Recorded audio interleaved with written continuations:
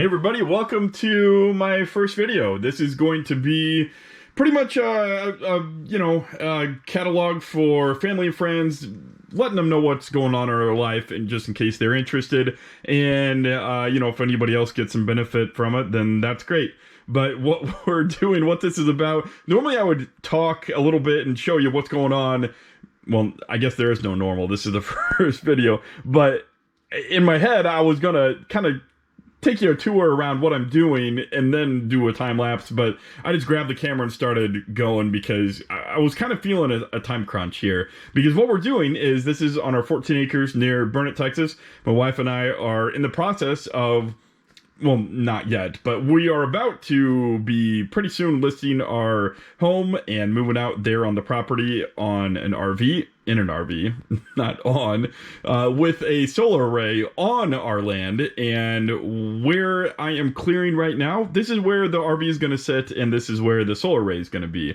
And, we are going to have an architect, because we're trying to keep it really, really small, and there's just no good architect plans that are small that we could find for our needs. So it's really beneficial to pay the small fee to design a house that suits our needs efficiently, keeping it kind of small. And then we're gonna have a builder build the slab with the plumbing, poured in the slab, and frame it, and then put a roof on, and we're going to take it from there. We're going to do everything else ourselves. I really enjoy, both of us, my wife and I, Holly is her name, as you'll meet her eventually, if you don't know her.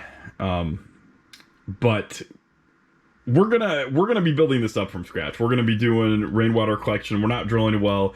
Like I said, we're doing solar. I'm not gonna connect to the grid, and there's just so much satisfaction in building stuff for yourself and trying to be as self-sufficient as possible, not having to depend on the government or about to start another rant there, but it's not like we're prepping for the zombie apocalypse, but we're doing what we can to prepare just in case. You never know what happens. But the real purpose is we really enjoy building things, and this is going to be an awesome adventure that we're going to look forward to the rest of our lives. It's going to take pretty much to build out what we want here, with greenhouse and, fruit trees and all kinds of, stuff as much as we can. So that's pretty much it.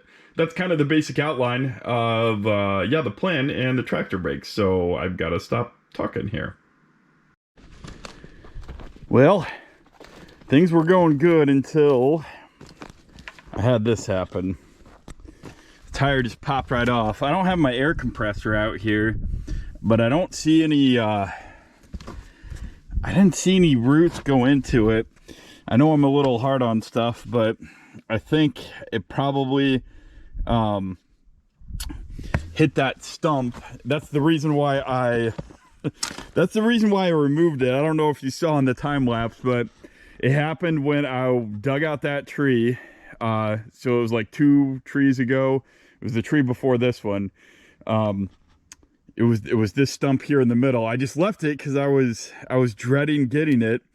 I hate digging out stumps, but normally they go about as quick as that one did. But I don't know if you saw in the beginning of the time lapse, that stump up there in the front took forever to get out.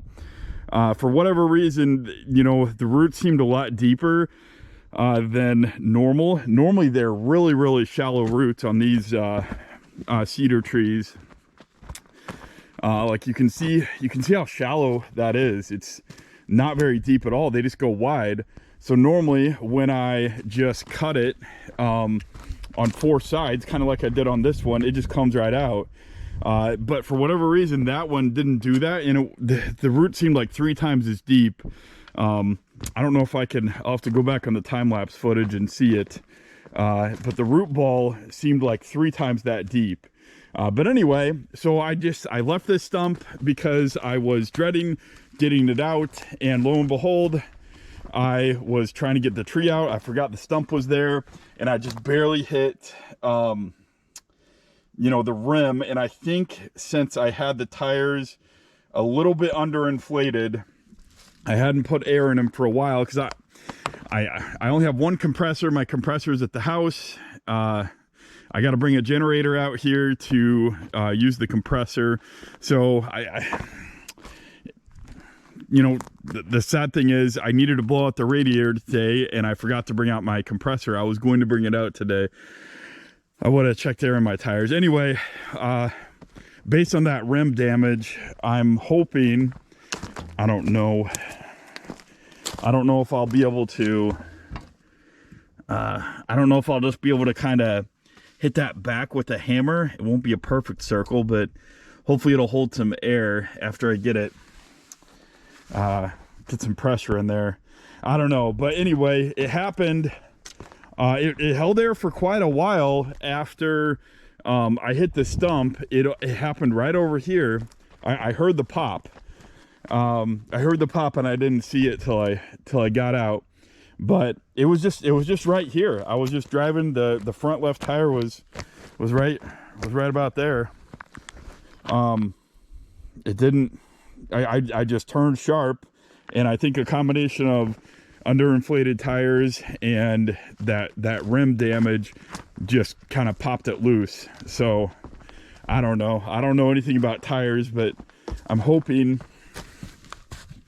it's seated on there enough that I can put some air in there and it'll hold enough to get inflated so that it'll hold, because it doesn't look like, it's not like unseated from the rim. So hopefully it'll hold enough air so that it can stay on there. So yeah, that kind of sucks.